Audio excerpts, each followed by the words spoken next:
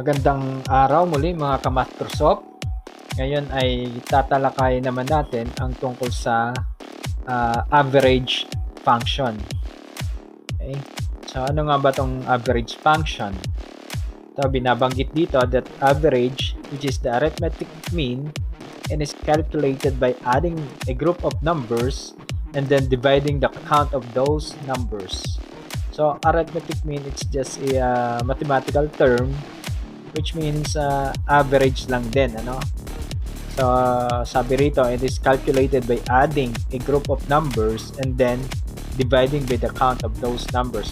Meron tayong illustration dito. Let's say for example, the average of 2, 3, 3, 5, 7, and 10 is 30 divided by 6, which is 5. So ibig sabihin, ina-add muna natin yung mga data. Tapos kung ilan yung data na yon, so i-divide natin sa number of it, no? So count those numbers. So it's 6. So after adding the data, i-divide natin sa number kung ilan yan, no? 1, 2, 3, 4, 5, and 6. Okay, so 30 divided by 6, which is 5. So instead of adding and then dividing, gagamitin natin yung average na formula or itong average function.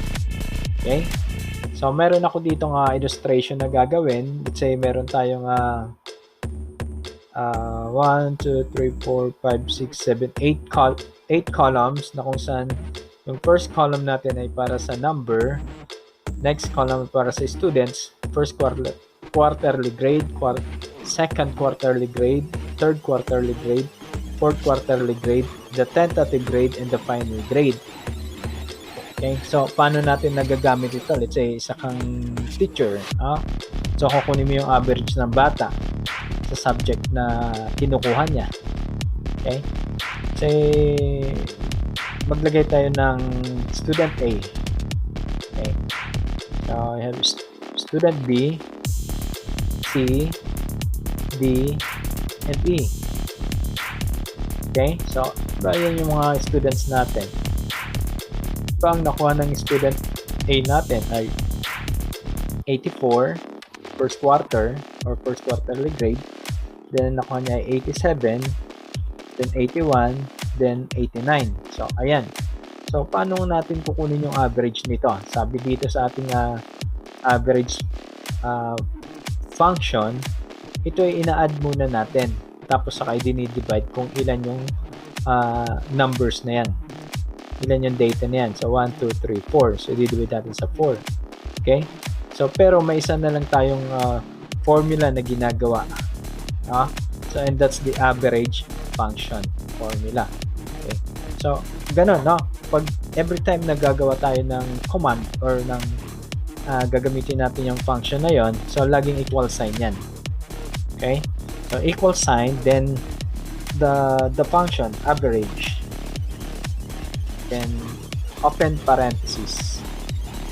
Okay, so may lumalabas dito that average returns the average arithmetic mean of its arguments, which can be numbers or names, arrays, or reference that contain numbers. Ayun, no? So it contains numbers naman itong ginagawa natin.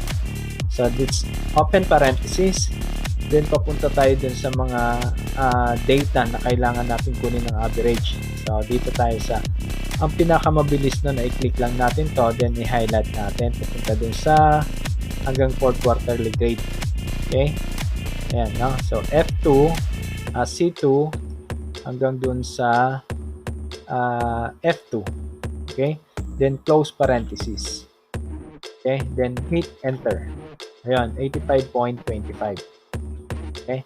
So pwede rin naman equal sign, then average, then open parenthesis. Anong cell ang kailangan natin kunin? That's C2. C2, then colon, then hanggang sa F2.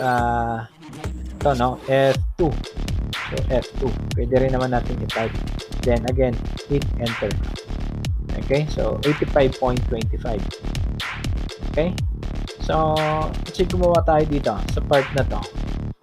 Gawa tayo dito ng, let's say you have 84 Okay, it's protected.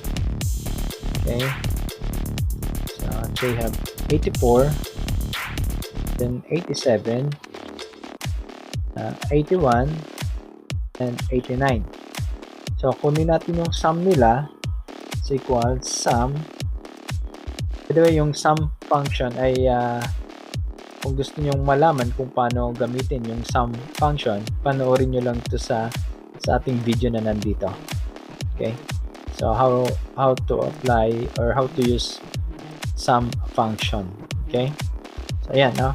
So tuloy tayo. So it's the 84 hanggang dito sa 89, and close parenthesis, hit enter.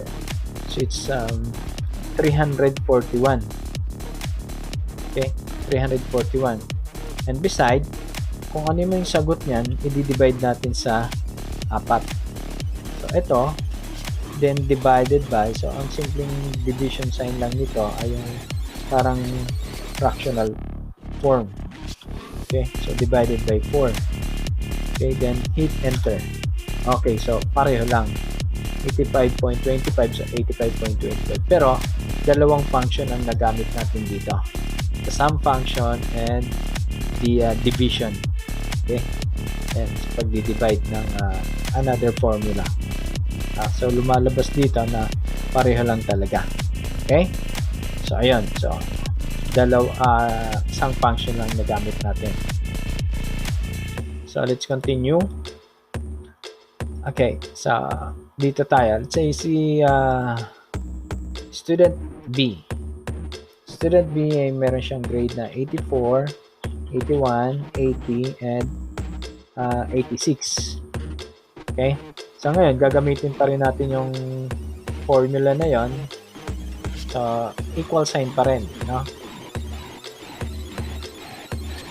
So, equal sign, then average, then C3 colon, and hanggang sa F3. Okay, then close parenthesis, then hit enter. Okay, so it's 82.75.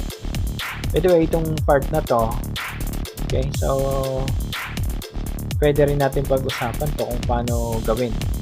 So, kusa siyang nag-automatic na nag-round off, no?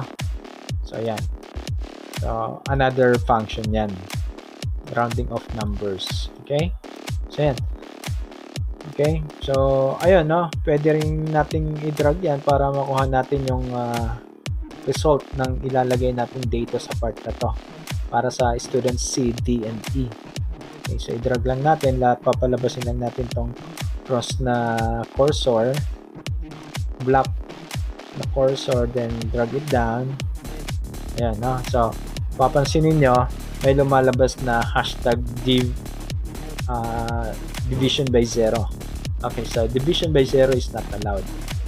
Okay, mathematically, pag nag-divide ka gumamit ka ng divisor na 0, so that's error.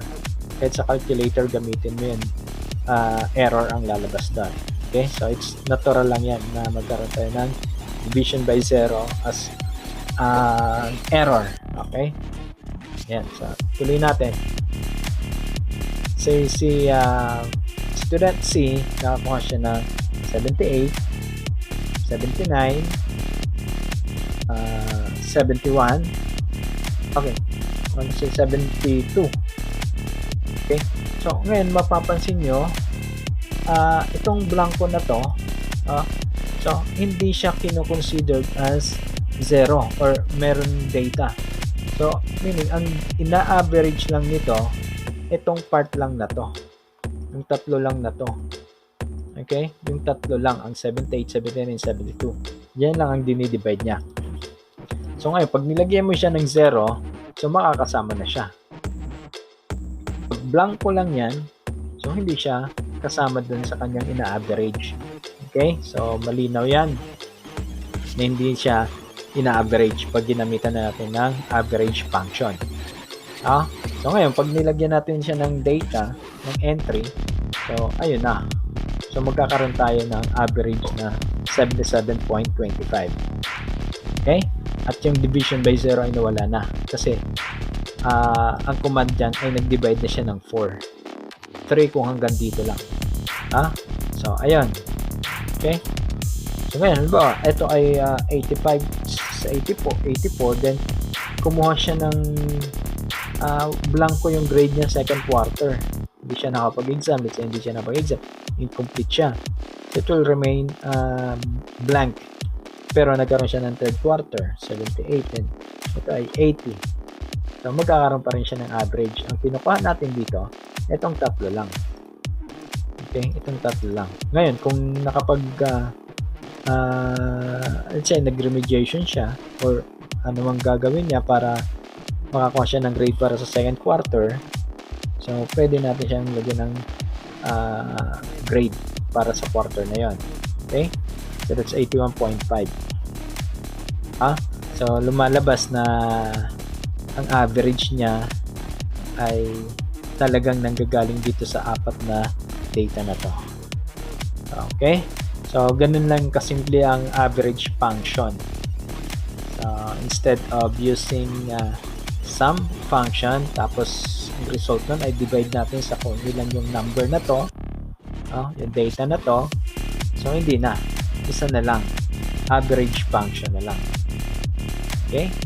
So, ito pwede rin natin siyang i-present sa susunod nating video. Okay? Ito din, no?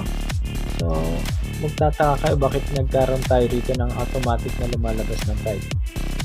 Sasabihin natin ito na wala. Naging 4 na lang. At saka ito, no? Yung part na to. Okay? So, let's letter E. Ayan. So, automatic siya lalabas. Hindi na tayo maglalagay ng mga numbers dito. So, pag naglagay tayo ng data, name of students, may lalabas na dito. Tsaka nagtototal na rito ang number of students na. Okay? So, muli, sana nakatulong ang video ito para sa pag-aaral, no? Sa tungkol sa Microsoft Excel. Maraming salamat po ulit.